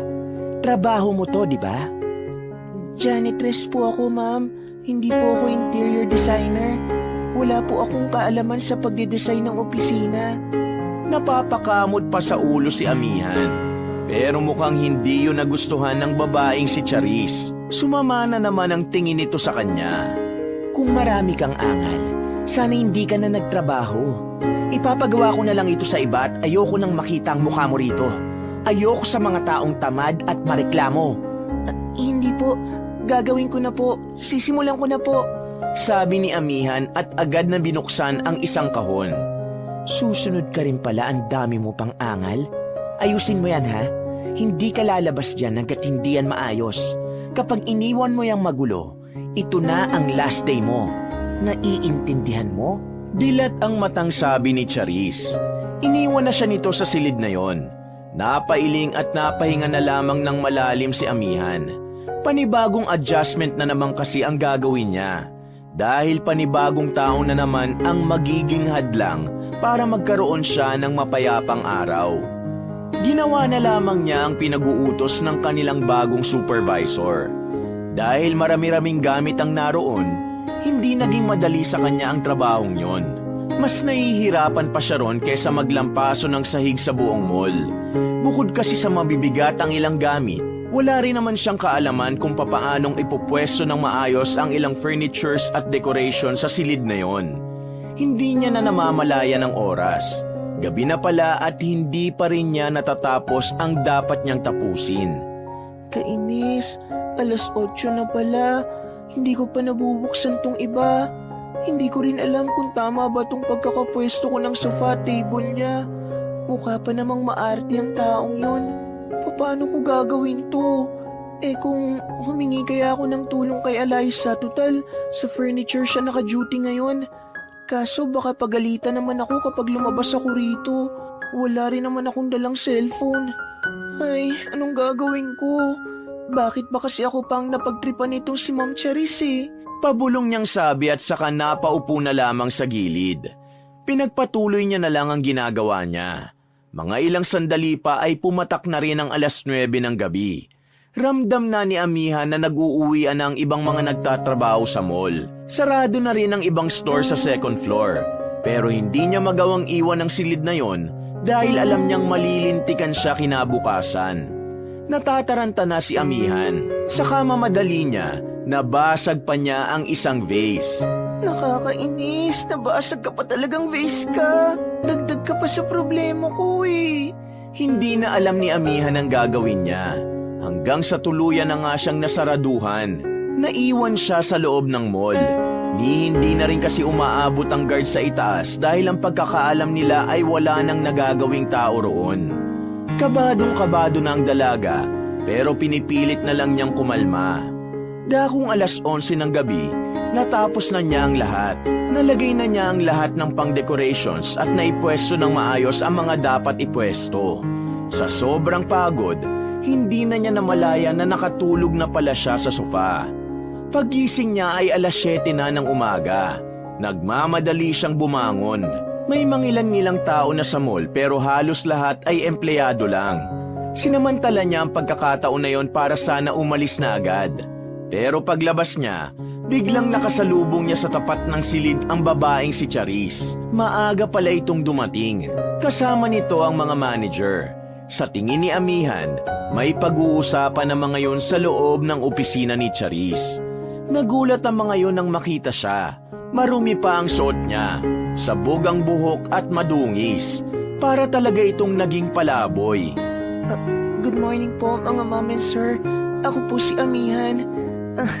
Naglinis at inayos ko lang po yung opisina ni Ma'am Charis. Buong magdamag ko pong ginawa. Gabi na po ako natapos.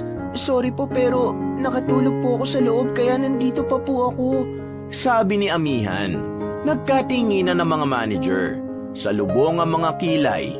At maya-maya lang ay biglang nagsalita ang mga yon. Miss Peñalosa, is this true? Mag-isa niyang inayos ang opisina mo? Look at this woman. Ang payat niya at mukhang mahina pa. Hindi ka man lang nag-assign ng makakasama niya. Besides, she's a janitress here. Hindi niya trabaho ang pinagawa mo. This is wrong, Miss Peñalosa. Kabago-bago mo pa naman pero bakit ganyan ang ginagawa mo? Ramdam ang inis sa tinig ng isang lalaking manager na yon. Kita din naman ang kahihiyan sa itsura ni Charis. na kung wala lang siguro ang mga manager dun, nasampal na nito si Amihan. Sir, may kasama naman siya kahapon pero umuwi raw agad dahil may emergency. I didn't know na mag-isa na lang siya rito yesterday. Masyado ko naging busy sa lahat ng dapat asikasuhin. I'm really sorry, Amihan. Sabi ni Charis, nilalakyan pa nito ng mata si Amihan para sakyan ang sinabi. Opo, tama po si ma'am. Yes po, may kasama po ako kahapon kaso umuwi agad po. Kaya ako na lang po ang umako. Hindi naman po kami pinilit ni ma'am. Nagmagandang loob po kami na mag-ayos ng opisina niya. No. You, Miss Peñalosa, hindi mo pa rin dapat tinanggap ang offer nila kahit na nagkusang loob sila. Hindi nila trabaho mag-ayos ng opisina. You should know that. Look, pagod na pagod tong babaeng ito. Kapabayaan mo ito, Miss Peñalosa. Baka mareklamo pa tayo ng abuse sa ginagawa mo kapag may nakaalam nito. After the meeting, let's talk about this matter. Yes, I understand, Mr. Ramirez. Naglakad na mga yon papasok sa opisina ni Charis. Katakot-takot naman na tingin ang natanggap ng dalaga mula sa bago nilang supervisor. Yari ako nito. Pero ang cool ng manager na yun ah. Buti pa siya, alam niya na bawal yung pinagawa sa akin. Mukhang siyang head ng mga manager ah. Pareho sila ng apelido ng mama ko. Kamag-anak ba namin siya? Malabo naman siguro. Ang dami namang Ramirez sa mundo. Makaalis na nga, inaantok pa ako. Sabi ni Amihan at dali-dali na rin siyang bumaba. Kinuha niya ang gamit niya sa locker at saka umuwi na rin ng apartment. Hindi siya nakapasok nung araw na yon dahil sumakit ang buong katawan niya. Medyo sumama rin ang kanyang pakiramdam. Sakto rin naman na day off ni Eliza nung mga sandaling yon. Naikwento ni Amihan ang mga nangyari. Maging si Eliza ay hindi rin makapaniwala na pinagawa yun sa kanya ng kanilang bagong supervisor. Sinasabi ko na nga ba't masama rin ang ugali niyang si Ma'am Charis eh. Sa kanya siguro nagmana si Julina. Di ba minsan sa tita minamana ang kasamaan ng ugali? Pero hanip talaga. Ano bang problema nila sa'yo at bakit palagi ka nilang pinag-iinitan? Inggit na inggit siguro sa ganda mo, te. Wika ng babaeng si Eliza. Nasa rooftop sila nung gabing yon habang nagkakape. Hindi ko rin alam. Pero pasalamat na lang ako kanina kasi pinagtanggol ako ni Sir Ramirez. Si Sir Ramirez? Napaayos pa ng upo si Eliza. Oo, bakit? Yun ang head ng mga manager. Buti nga't napagalitan niyang bagong supervisor na yan. Sana matanggal agad. Sabi ni Eliza at pinaglapat pa ang dalawang palad na para bang nagdadasal. Huwag ganyan. Masamang magdasal ng ikalulugmok ng ibang tao. Pero alam mo, kinakabahan ako. Tingin ko, mas lalo akong pag-iinitan ng magtita. Lalo na si Ma'am Charis. Napagalitan siya dahil sa akin eh. Bakit ka naman matatakot? Wala ka namang ginawang masama ah. Sinakyan mo pa nga ang pagsisinungaling niya. Alam mo, sadyang alam lang talaga ni Sir Ramirez na mali yun. Inisang lagok ni Eliza ang kape. Kahit pa, pakiramdam ko tuloy sa mga susunod na araw, mas magiging kalbaryo na ang buhay ko sa trabaho. Isang malalim na paghinga na lang ang kanyang nagawa. Kinakabahan siya sa haharapin niya kinabukasan kapag pumasok siya. Mga bandang 9:00 ng gabi, pumalik na ang dalaga sa kanyang silid. Nakatingin lang siya sa kisame habang nag-iisip ng kung ano-ano. Sa mga nangyayari sa buhay niya, napagtanto niya na talagang hindi nga madali ang buhay sa Maynila. Ang daming hadlang sa kapayapaan na gusto niya. Hindi ito katulad ng buhay niya sa Benguet. Nakakayanin niyang pumikit ng walang iniisip na taong may galit sa kanya. Naisip niya rin tuloy na paano kaya kung umuwi na lang siya sa kanila para matigil na ang paghihirap niya. Pero iniisip niya rin na kapag ginawa niya yon ay mas lalo lang mawawala ng tiwala ang kanyang ama. Hindi siya pwedeng umuwi ng talunan. Dahil kapag ganon, parang pinakita niya lang na hindi niya pa kayang magdesisyon para sa kanyang sarili. Kinabukasan, magaan na ang pakiramdam ng dalaga. Inayos niya ng maigi ang buhok niya. Tinalian niya yon at nilagyan ng ipit na bulaklak. Nakaharap siya sa salamin. Ngumiti at sinasabuhay na niya ang mga payo ni Aling Camilla. Kailangan niyang mas mahalin ang kanyang sarili. dahil yun lang ang tanging paraan para mas makita niya ang sarili niyang kagandahan. Taas noo ang dalaga nang lumabas na siya ng silid. Habang naglalakad sila ni Eliza palabas ng apartment, nakatingin sa kanya ang mga nadadaanan nila. Nagtataka at namamangha sa pinapakita niyang kumpiyansa. Te, sobrang taas ng chin mo. Malapit ka nang tumingalab eh. Para kang giraffe. Kapag sinabing taas noo, hindi ganyan. Diretso lang ang tingin mo. Pero dapat ipakita mo sa mga mata mo na matatag at matapang ka. Hindi ganyang parang may sakit ka. Natatawang wika ni Eliza habang naghihintay sila ng masasakyan. Ay, ganun pala yun? Natatawa ring tugon ni Amihan. Mag-aalas 11 na nang makarating sila sa mall. Late na sila ng halos 1 oras dahil sa mga nagbanggaan na sasakyan. Pagpasok na pagpasok, naghiwalay na rin sila ng landas ng babaeng si Eliza. Si Amihan naman, pupunta na sana siya sa quarters nila nang salubungin naman ito ni Aling Belinda. Nababahala ang mukha nito kaya bigla ring kinabahan si Amihan. Amihan, pinatatawag ka raw ni Ma'am Charis. Nang marinig yun ng dalaga ay agad itong nabahala. Naisip niya agad ang nangyari. Natataranta siya. Takot siyang mawalan ng trabaho kaya ganun na lamang ang kaba niya. Matapos niyang iwan ang gamit niya sa quarters nila, ay nagtungo na rin siya sa opisina ng kanilang supervisor. Pagpasok pa lang niya, sinalubong na agad siya ni Charis. Tila nagbabaga ang mga mata nito sa sobrang galit. Magsasalita pa lang sana si Amihan, ay lumapat na sa mukha niya ang palad ng babae. Napahawak agad siya sa pisngi niya dahil sa gulat. Biglang tumulo ang kanyang luha. Hindi niya inaasahan ang nangyari.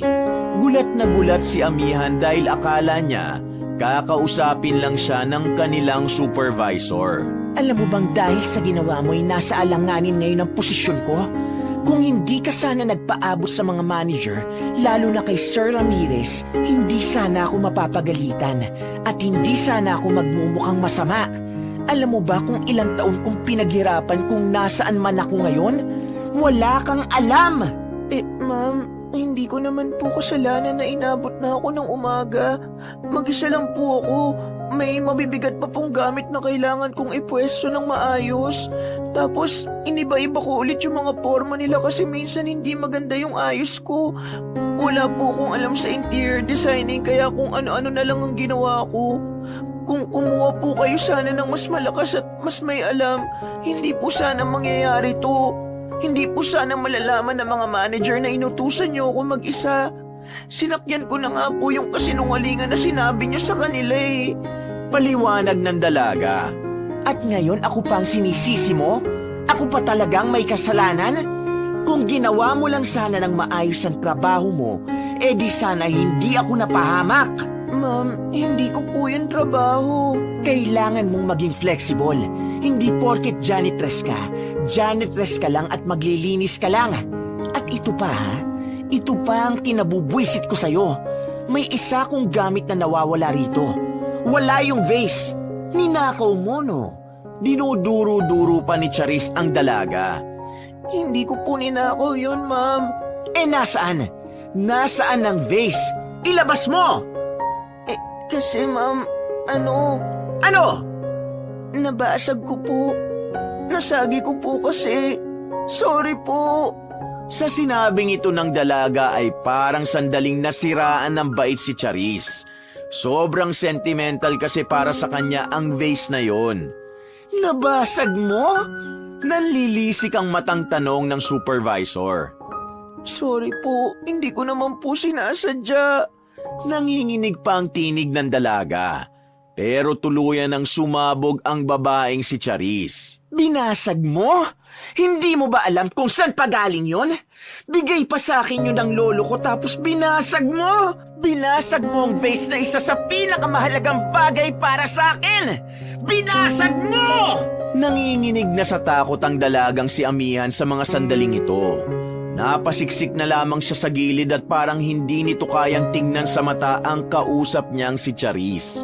Nasa aktong lalapit na naman sana sa kanyang supervisor para saktan siya. Buti na lang ay bumukas ang pinto at sumilip ang lalaking si Romel. Good morning, ma'am. narito po yung papers na pinabibigay nila Sir Ramirez. Sabi ni Romel. Akin na yan. Tapos dali mo na tong si Amihan sa labas. Baka kung ano pang magawa ko sa maitim na babaeng to. Padabog na kinuha ni Charis ang mga papel at saka tinignan ng masama si Amihan. Sabay na silang lumabas ni Romel. Naiyak-iyak pa ang dalaga habang naglalakad sila. Nag-alala naman sa kanya si Romel dahil doon. Huminto muna sila sa gilid. Hinawakan ng binata ang magkabilang balikat ni Amihan at nagtanong. Amihan, anong ginawa sa'yo ni Ma'am Charis? Tanong ni Romel. Umiling-iling lang ang dalaga. Hindi nito kayang magsalita sa mga sandaling yon dahil hindi pa rin ito makamove on sa ginawa ng supervisor sa kanya.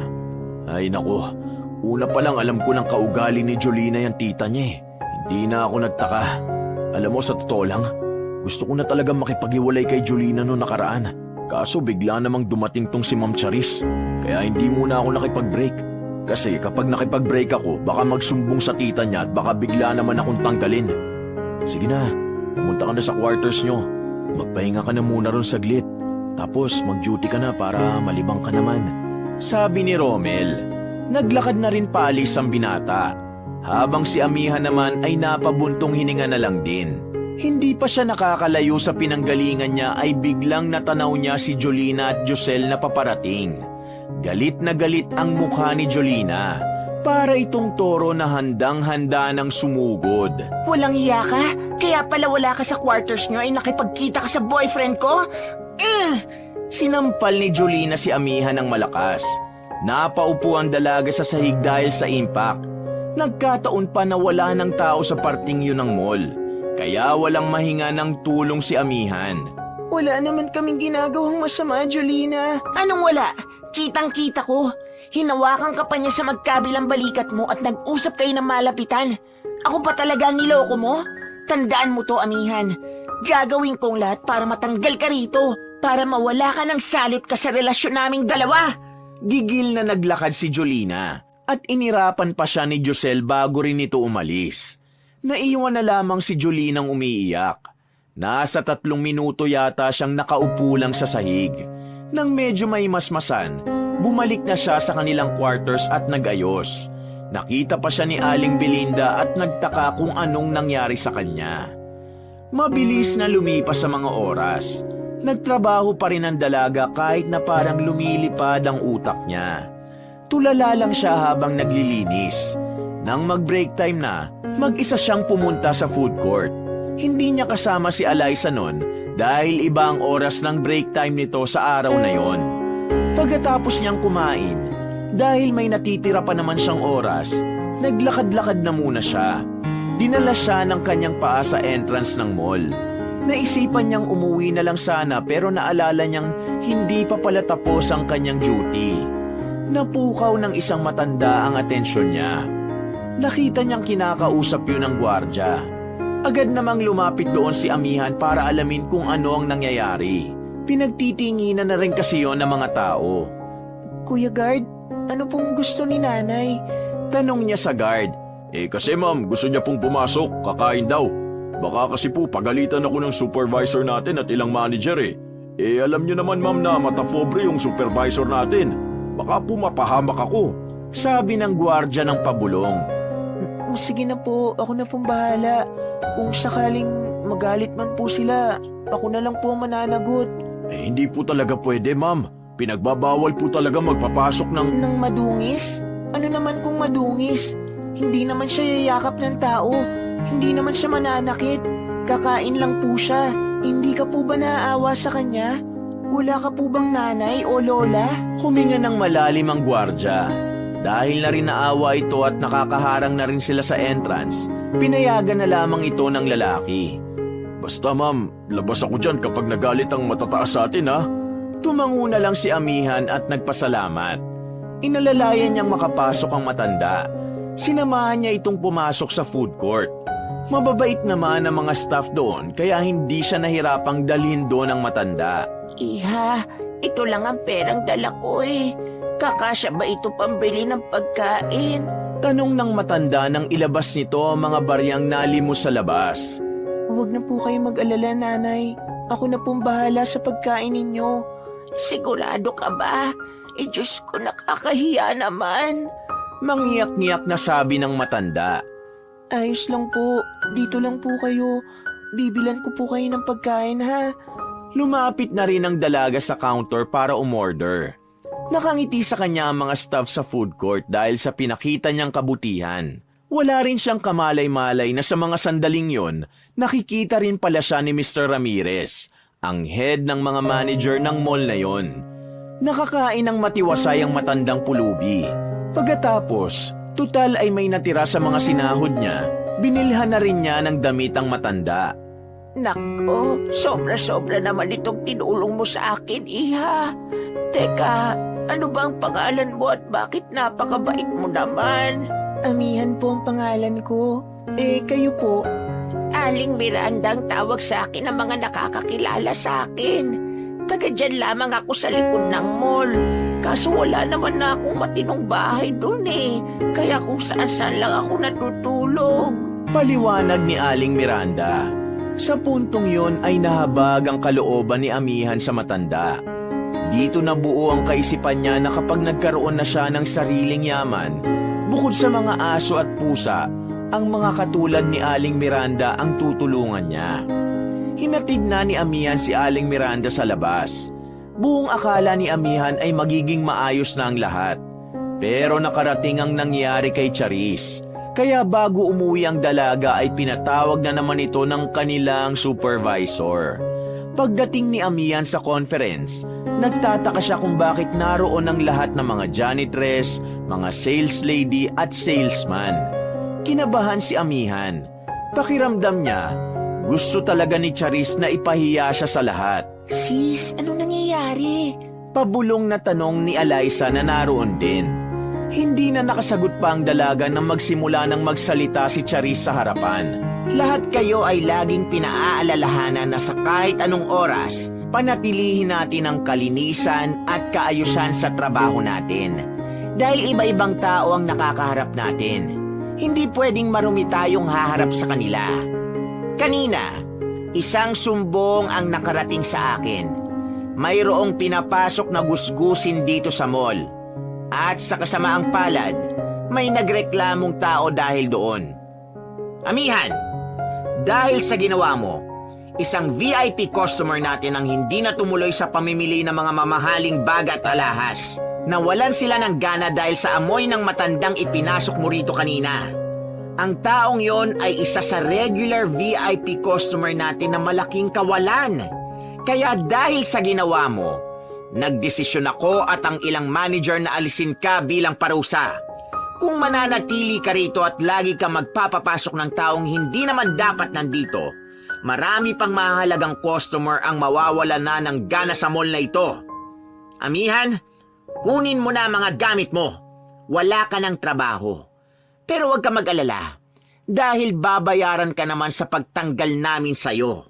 Saad ni Charis. Pero ma'am, tinulungan ko lang naman po yung matanda dahil gutom na gutom po siya. Hindi po ba kayo naawa sa kanya? Mangiyak-ngiyak na wika ni amihan.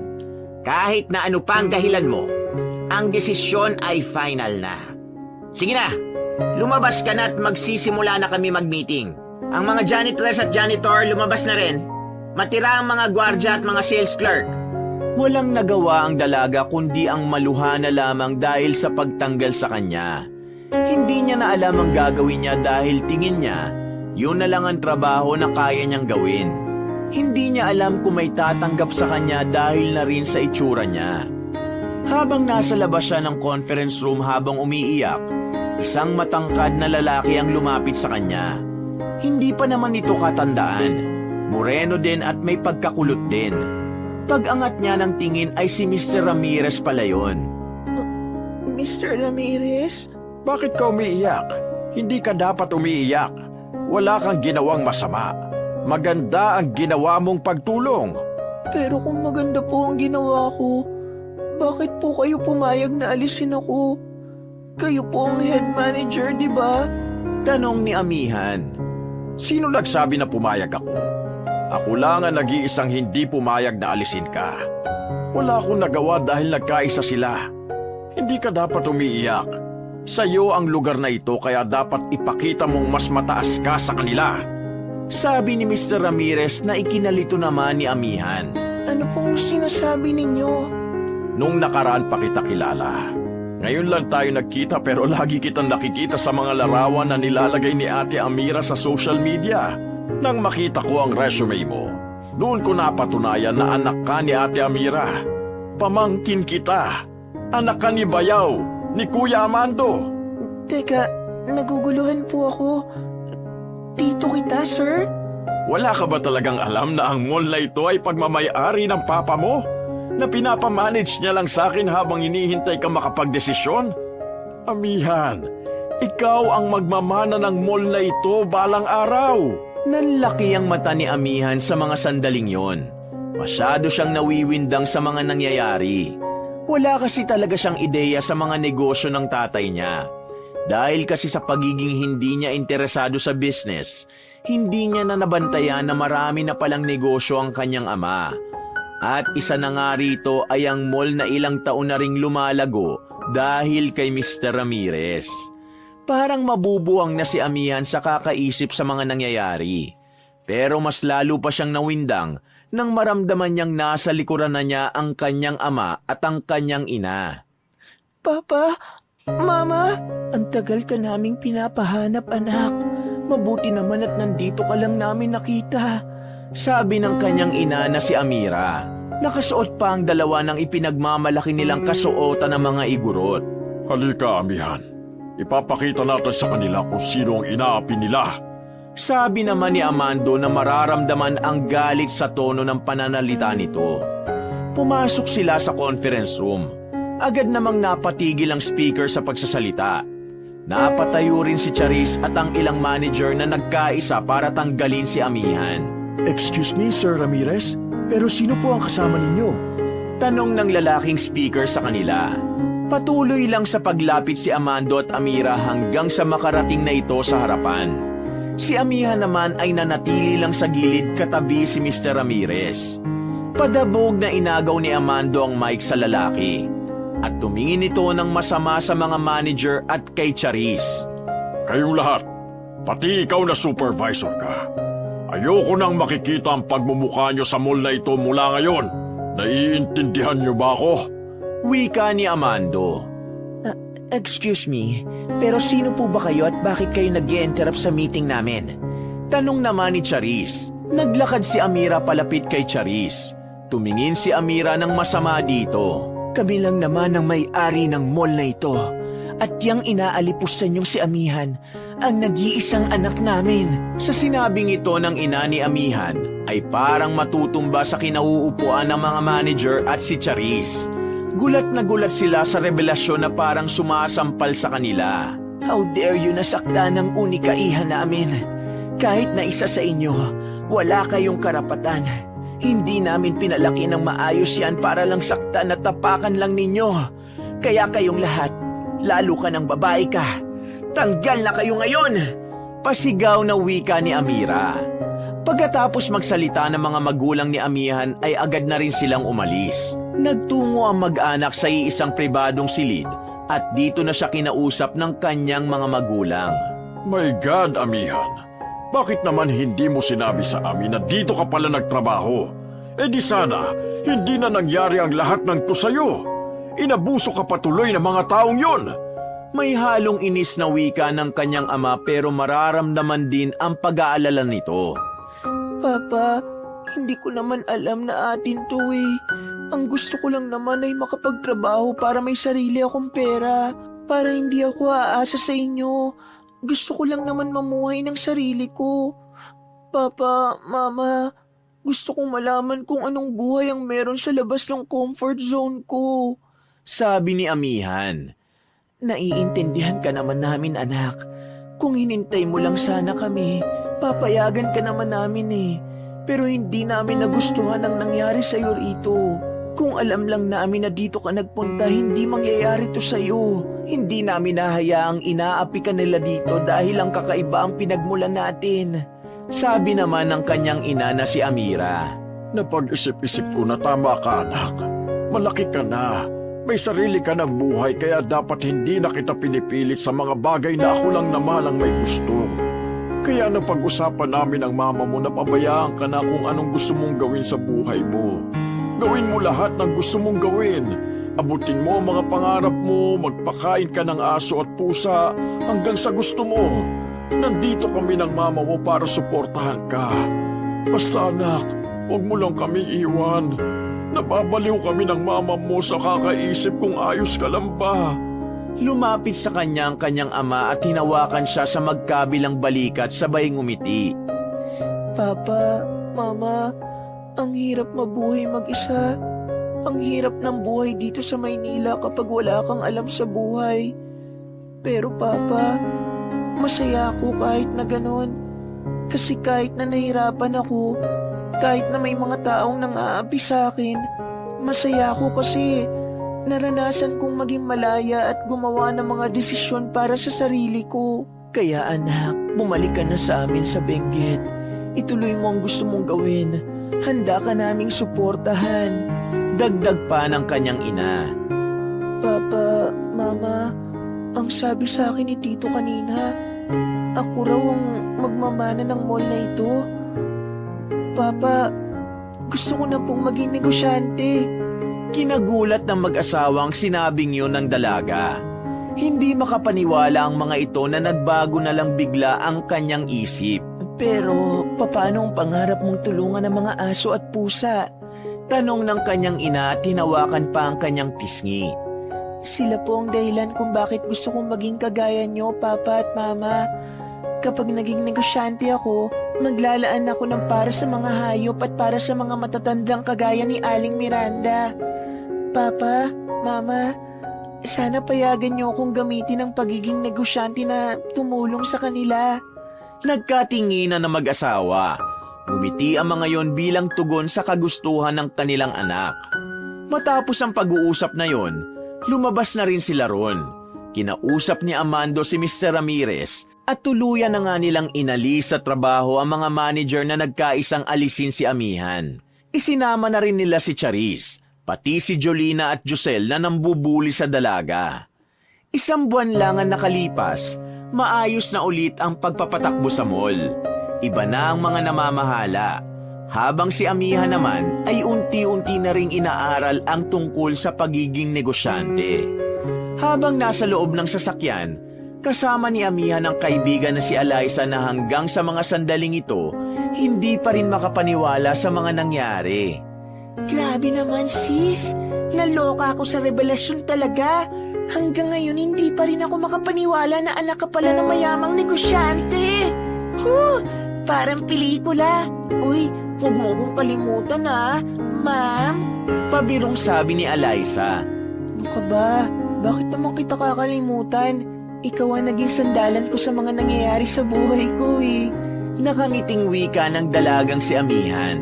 Maya-maya lang ay nakarating na rin sila sa apartment. Nakita pa nila ron sina Jolina at Josel. Nakasimangot ang mga yon na nakatingin sa kanila habang bitbit ang mga gamit. Yun na rin pala ang araw na pinalayas na sila ni Aling Camilla. Nakasalubong niyo ba'y 2 lukaret sa labas? Ayun, pinalayas ko na. Mga siraulo Sabi ni Aling Camilla nang puntahan ito ng 2 dalaga. Aling Camilla, maraming salamat po sa pagpapatuloy sa akin dito. Pati na rin po sa mga wisdom niyo sa akin. Sabi naman ni Amihan. Masaya ako na naging matatag ka, Iha. Lagi mo lang tatandaan ang mga sinasabi ko, ha? Maganda ka at matalino. Mamimiss kita, Iha. Dalaw ka rito minsan, ha? Niyakap na lamang ni Amihan ang matanda. Pagkatapos mahakot ng mga gamit, umalis na rin sila ron. Mula noon, nagsimula na rin ang dalaga sa bagong kabanata ng kanyang buhay. Hindi madali ang inaaral niya, pero pinipilit niyang matutunan yon.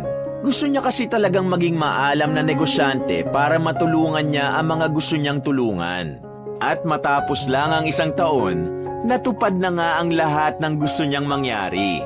Nang manahin na niya ang mall mula sa ama, nakapagpatayo rin siya ng shelter para sa mga hayop na pag-alagala sa lansangan. Sina Potpot at Minmin, Nabigyan na rin niya ng magandang tirahan. Habang si Kevin naman ang naging katuwang niya sa pamamalakad sa shelter. Samantala, nagpatayo rin siya ng tirahan para sa mga matandang katulad ni Aling Miranda. Lahat ng yon ay matagumpay niyang naisakatuparan dahil na rin sa suporta ng mga taong nagmamahal sa kanya. Dahil sa mga taong tanggap sa kung ano man ang kanyang anyo, ang kanyang pinagmulan, at sa kung ano ang kaya niyang gawin bilang isang babae. Sa ngayon, masayang tinatamasa ni Amihan ang buhay niya bilang may-ari ng isang mall. Hindi na niya kailanman hinayaan na may taong makapasok sa buhay niya na gaya ng kanilang supervisor at nina Julina at Josel. At kung sakali mang dumating ang araw na may manggulo ulit sa kanyang buhay, hinding-hindi na niya uurungan ang mga yon. Taas noon niya itong haharapin at ipagmamalaki kung sino at ano siya. Wakas!